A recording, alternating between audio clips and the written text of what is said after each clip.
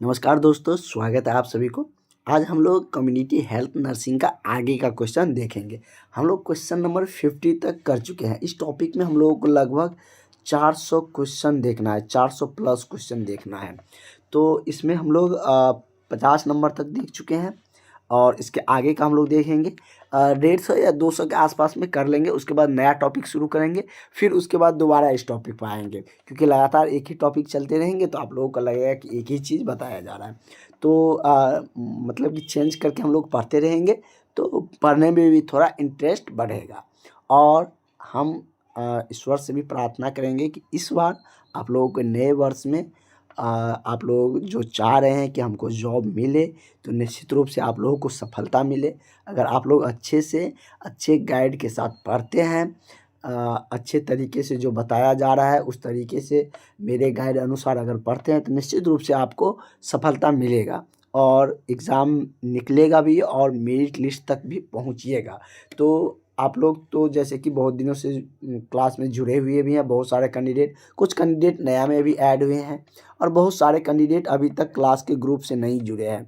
तो वो सारे कैंडिडेट इस नंबर पर कॉल करके, व्हाट्सअप करके क्लास में जुड़ जाइए। अब आप लोगों का जो बहाली है उसमें ज़्यादा समय मिलेंगे नहीं तैयारी का, इसलिए आप लोग इस नंबर पर कॉल करके, व्हाट्सअप करके क्लास में ज़रूर जुड़ जाइएगा।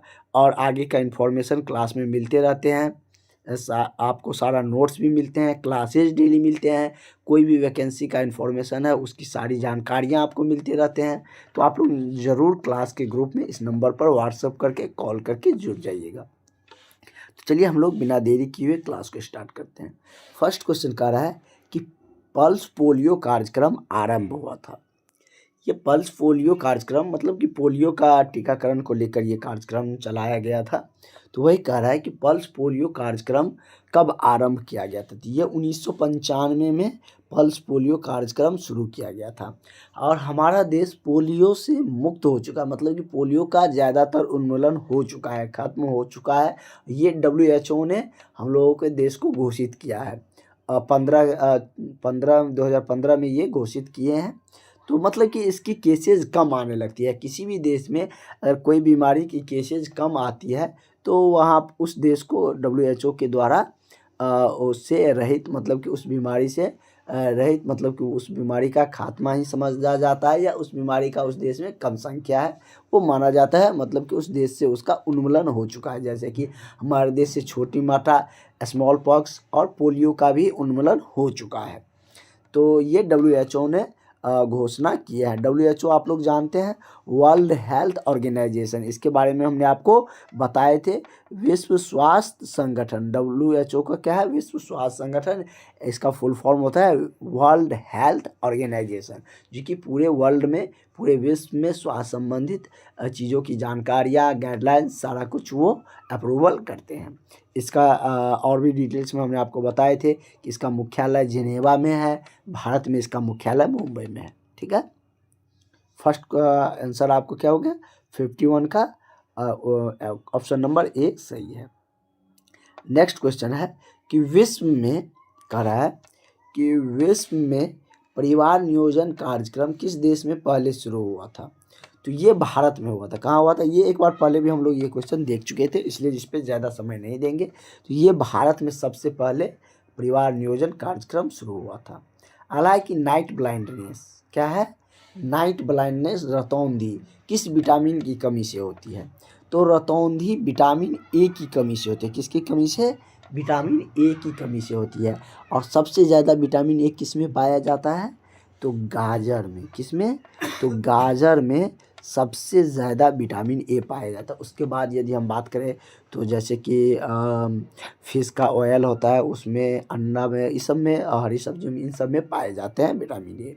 विटामिन ए की कमी से ये होते हैं। लगभग सारे रोग का किस विटामिन की कमी से कौन से रोग होते हैं उसके बारे में हम लोग लगभग अभी देख लेंगे, क्योंकि इससे क्वेश्चन आपका एक क्वेश्चन तो रहेंगे ही रहेंगे डिजीज से लेकर। एक अलग क्लास हम लोग डिजीज पर ही रखेंगे कि इस बीमारी का इलाज क्या होता है और किसके डिफिशियंसी से ये बीमारी होते हैं। वैसे बहुत सारा क्वेश्चन जो आपको हाईलाइटेड क्वेश्चन है, जो लगातार पूछे जाते हैं, वो सब आपको यहीं पर मिल जाएगा।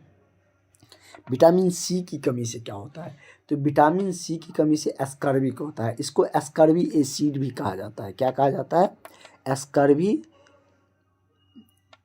एसिड। एस्कर्बिक एसिड के नाम से भी इसको जाना जाता है। इसकी कमी से एस्कर्बी रोग होता है। जैसे क्या? मसूड़ा से खून आना, मसूड़ा का फूल जाना, गले में जैसे दर्द वगैरह, ये सब क्या है? विटामिन सी की कमी से होते हैं। विटामिन डी के बारे में हमने आपको बताए थे। रैकेट्स रोग विटामिन डी की कमी से होते हैं। प्लेगरा रोग विटामिन बी की कमी से होते हैं। तो ये सारा हमने आपको एक बार बताई हुई। लोहे की कमी से क्या होता है? तो एनीमिया होती है। क्या होती है? एनीमिया लोहे की कमी से होती है। अगला क्वेश्चन हम लोगों का है। अगला क्वेश्चन कह रहा है कि हड्डी के विकास के लिए आवश्यक है। हड्डी के विकास के लिए इसमें से क्या आवश्यक है? विटामिन बी, आयोडीन, कैल्शियम, या इनमें से कोई नहीं? तो हड्डी के विकास के लिए क्या चीज़ का जरूरत होता है? कैल्शियम का, क्योंकि हमारा हड्डी कैल्शियम फॉस्फोरस से मिलकर ही बने होते हैं।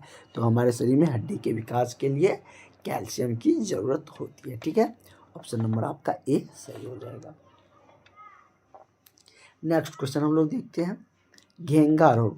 घेंघा रोग के बारे में आप लोग जानते भी होंगे, बहुत सारा स्टूडेंट को पता होगा कि घेंघा रोग किसकी कमी से होते हैं। तो ये आयोडीन की कमी से, नमक की कमी से, आयोडीन की कमी से घेंघा रोग होता है। तो इसका करेक्ट आंसर आपका क्या हो जाएगा? ऑप्शन नंबर आपका बी सही हो जाएगा। ठीक है, नेक्स्ट क्वेश्चन हम लोग देखते हैं। ये क्वेश्चन कह रहा है कि बच्चों में क्वैसी और कोर जो रोग होती है वो किसके कमी से होते हैं?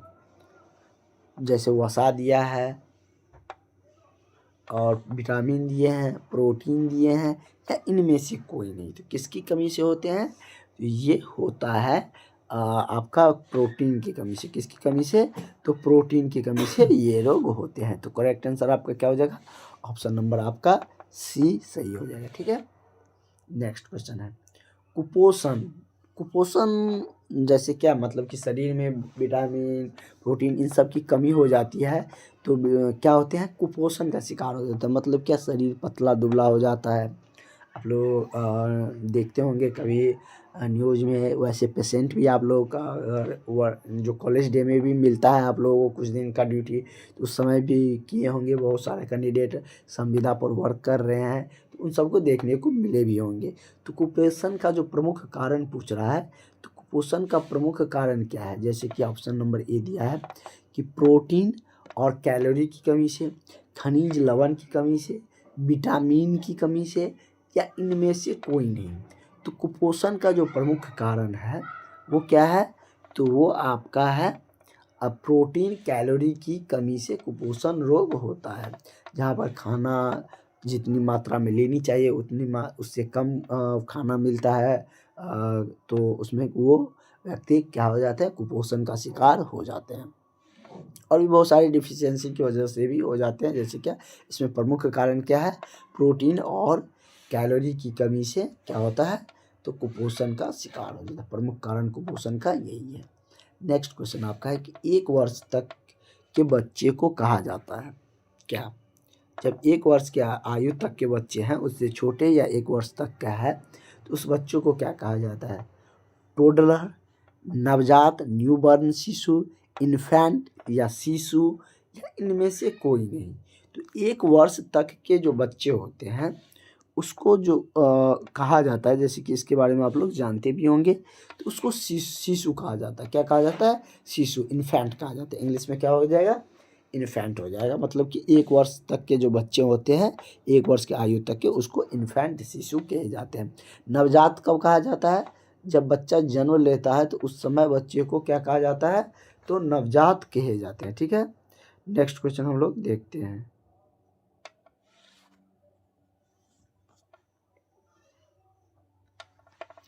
अगला क्वेश्चन है कि वीएनिंग का अर्थ क्या होता है? तो वीएनिंग का अर्थ होता है, जैसे इसमें दिया है कि स्तन का दूध पिलाना, या माँ का दूध छुड़ाकर अन्य दूध ठोस अर्ध पदार्थ देना, या दूध छुड़ाकर अनाज देना, या इनमें से कोई नहीं? तो स्तन का दूध पिलाना ये तो होगा नहीं, उसको स्तन के दूध पिलाने को क्या कहा जाता है, इसके बारे में हम लोग देख चुके हैं बहुत बार। तो उसको स्तनपान कहा जाता है। क्या कहा जाता है? स्तनपान कहा जाता है। तो ये होगा नहीं, वीनिंग है। तो वीनिंग का मतलब क्या होता है कि माँ का दूध छुड़ाकर अन्य दूध तथा ठोस या अर्ध ठोस तरल पदार्थ देना, जैसे जो खाद्य पदार्थ है वो सब देना। जैसे किसी केस में माँ को दूध नहीं हो रहा है या किसी कारणवश मतलब कि दूध छुड़वाना पड़ रहा है, तो उस समय में अन्य दूध या कोई दूध जैसे गाय का दूध और अदर दूध दिए जाते हैं, या ठोस पदार्थ या खाद्य पदार्थ जो जैसे कि या जो अर्ध तरल पदार्थ है वो सब दिए जाते हैं खाने के लिए, तो उसको वीनिंग कहा जाता है। क्या कहा जाता है? वीनिंग उसका एक नेम मतलब कि एक तरीके से टर्म है, इस टर्म से बोला जाता है। तो इसके बारे में हम लोग समझ गए और आगे देखते हैं। आगे कह रहा है कि सामुदायिक, क्या कह रहा है? सामुदायिक विकास कार्यक्रम कब प्रारंभ हुआ था? सामुदायिक मतलब क्या? कम्युनिटी हेल्थ के बारे में तो हम लोग पढ़ ही रहे हैं। कम्युनिटी मतलब समुदाय होते हैं। तो सामुदायिक विकास कार्यक्रम, पूरे कम्युनिटी के विकास के लिए कार्यक्रम कब शुरू किया गया था? तो ये सामुदायिक कार्यक्रम जो शुरू किया गया था वो 1952 में किया गया था। कब किया गया था? तो 1952 में सामुदायिक विकास कार्यक्रम शुरू हुआ था। तो करेक्ट आंसर आपका क्या हो जाएगा? ऑप्शन नंबर आपका सी सही हो जाएगा। ठीक है, नेक्स्ट क्वेश्चन की तरफ हम लोग बढ़ते हैं।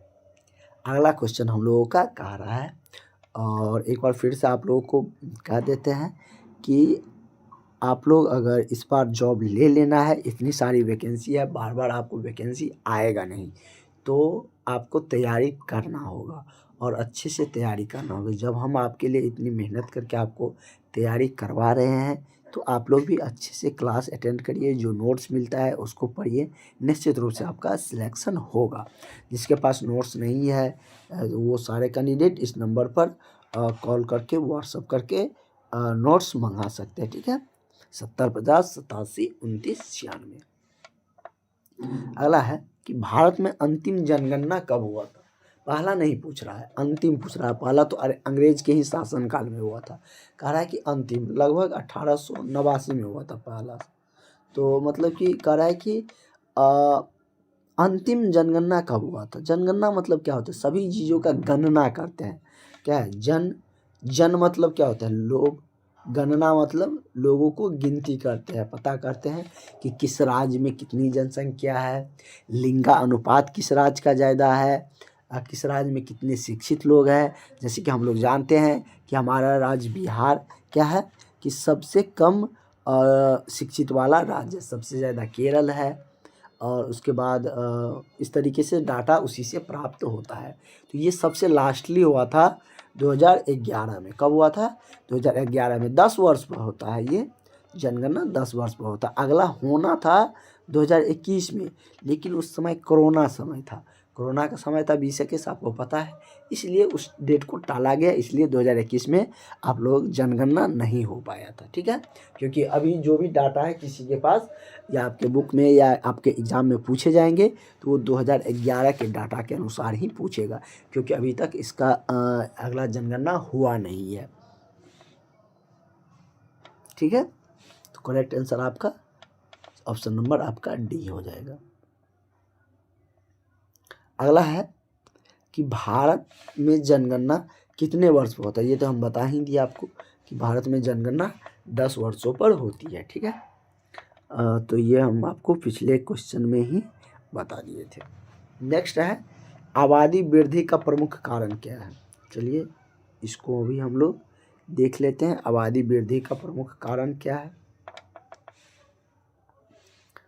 तो जैसे इसमें दिया है कि जन्म और मृत्यु दर में अधिक अंतर हो जाना, या बाल विवाह हो जाना, या दो बच्चे के बीच समय अंतराल मतलब कि दो बच्चे के बीच समय अंतराल नहीं होना या कम होना, या इनमें से सभी। तो मतलब कि आबादी वृद्धि का तो आपको ऑप्शन से ही पता चल रहा है कि सभी सही है, क्योंकि अगर मृत्यु दर कम है और जन्म अधिक है, जन्म और मृत्यु दर का अंतर कम है, तो निश्चित रूप से आबादी बढ़ेगा। बाल विवाह, अगर कम उम्र में शादी होते हैं तो बच्चे भी हो जाएंगे, कम उम्र में ज़्यादा भी होंगे, तो ये भी एक फैक्टर है। ये तीसरा ये भी फैक्टर हो सकता है कि दो बच्चे के बीच का जो समय अंतराल है, जो लगभग 3 वर्ष या अपने अनुसार दंपति करते हैं, लेकिन अगर वो समय अंतराल कम है तो इससे भी जनसंख्या बढ़ती है। आबादी वृद्धि का प्रमुख कारण एक ये भी है।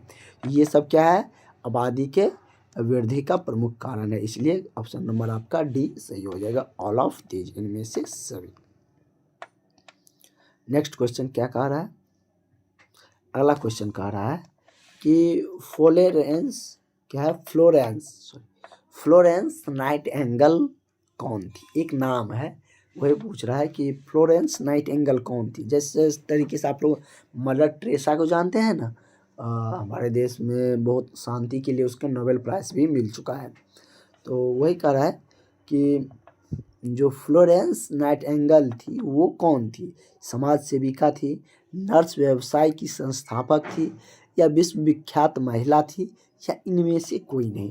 थोड़ा सा आप लोग इसमें अपने तरीके से भी सोच सकते हैं, थोड़ा सा कि हम लोग नर्स के बारे में ज़्यादा चीज़ पढ़ रहे हैं, हेल्थ से रिगार्डिंग हम लोगों का टॉपिक चल रहा है, तो इसी से रिलेटेड होंगे, इसलिए आप लोग समझ सकते हैं कि फ्लोरेंस नाइटिंगेल कौन थी। तो ये नर्स व्यवसाय की संस्थापक थी। कौन थी, तो नर्स व्यवसाय की संस्थापक थी फ्लोरेंस नाइटिंगेल। तो करेक्ट आंसर आपका क्या हो जाएगा, ऑप्शन नंबर आपका बी सही हो जाएगा। ठीक है, ऑप्शन नंबर बी आपका सही हो जाएगा। नेक्स्ट क्वेश्चन है कि राष्ट्रीय नर्स डे, कह रहा है कि नेशनल नर्स डे कब मनाया जाता है, नेशनल नर्स डे 12 मई को क्यों मनाया जाता है, ये पूछ रहा है। ये तो अब आपको पता चल गया कि जो नर्स डे है, राष्ट्रीय नर्स डे, हमारे देश में जो राष्ट्रीय नर्स डे मनाया जाता है वो 12 मई को मनाया जाता है। इससे हमको 2 क्वेश्चन बन रहे हैं। 12 मई को मनाया जाता है, ये आपको याद रखना है, अच्छा क्वेश्चन है। और ये पूछ रहा है क्वेश्चन में कि क्यों मनाया जाता है, तो ये मनाया जाता है फ्लोरेंस नाइटिंगेल के जन्मदिन पर, क्योंकि ये उनका संस्थापक थे, तो इनके जन्मदिन पर ही क्या किया जाता है, तो राष्ट्रीय नर्स डे मनाए जाते हैं। तो करेक्ट आंसर आपका ऑप्शन नंबर क्या हो जाएगा, ऑप्शन नंबर ए सही हो जाएगा। ठीक है, नेक्स्ट क्वेश्चन की तरफ हम लोग बढ़ते हैं अब। ठीक है, अगला क्वेश्चन आपका ये रहा, कह रहा है कि महामारी, एपिडेमिक महामारी जो कि आप लोग देखे थे कि कोरोना को भी क्या किया गया था, WHO के द्वारा महामारी घोषित किया गया था, एपिडेमिक घोषित किया गया था। तो वही कह रहा है कि महामारी में पदाधिकारी द्वारा जारी की जाती है, क्या जारी किया जाता है महामारी, जब कोई महामारी फैल जाता है, जैसे अभी रिसेंटली कोरोना महामारी फैली थी, तो उसमें जो प्राधिकार होते हैं, प्राधिकार का जो पदाधिकारी होते हैं उसके द्वारा क्या मतलब कि जारी किया जाता है, लेटर, अधिसूचना, नोटिफिकेशन, न्यूज़ या बुकलेट, तो क्या जारी करके बताया जाता है। तो ये जो जारी किया जाता है इसमें एक लेटर जारी किया अधिसूचना, नोटिफिकेशन जारी किया जाता है, उसमें सारा कुछ लिखा हुआ रहता है एपिडेमिक को लेकर, महामारी के लेकर रिगार्डिंग। ठीक है, तो करेक्ट आंसर आपका ऑप्शन नंबर बी हो जाएगा। ठीक है, आज ज़्यादा लंबा क्लास नहीं होगा क्योंकि मेरा गला थोड़ा सा फंसा हुआ है। अगला है कि दाई आप लोग जानते होंगे ना, घर सब में जो काम करने के लिए होते हैं, जिसको पैसे देकर रखा जाता है, वही कह रहा है कि दाई का परीक्षण कितने दिनों का होता है, कितने दिन के लिए उसको भी परीक्षण दिया जाता है सारे कुछ का, या आपके हॉस्पिटल में भी होते हैं। तो कह रहा है कि दाई का परीक्षण कितने दिनों के लिए होता है, तो इसका परीक्षण 1 महीना का होता है। कितना दिन का, 1 महीना का इसको परीक्षण ट्रेनिंग दी जाती है। ठीक है, तो करेक्ट आंसर आपका ऑप्शन नंबर ए सही हो जाएगा। अगला है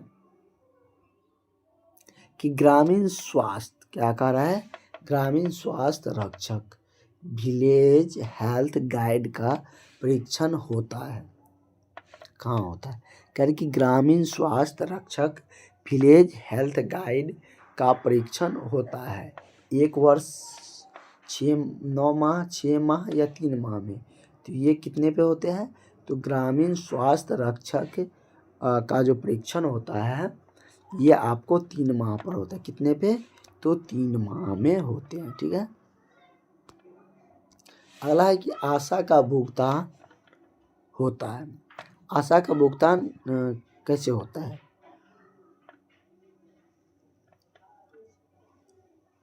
वैतनिक या अवैतनिक कार्य के आधार पर या निर्धारित प्रोत्साहित रकम को लेकर।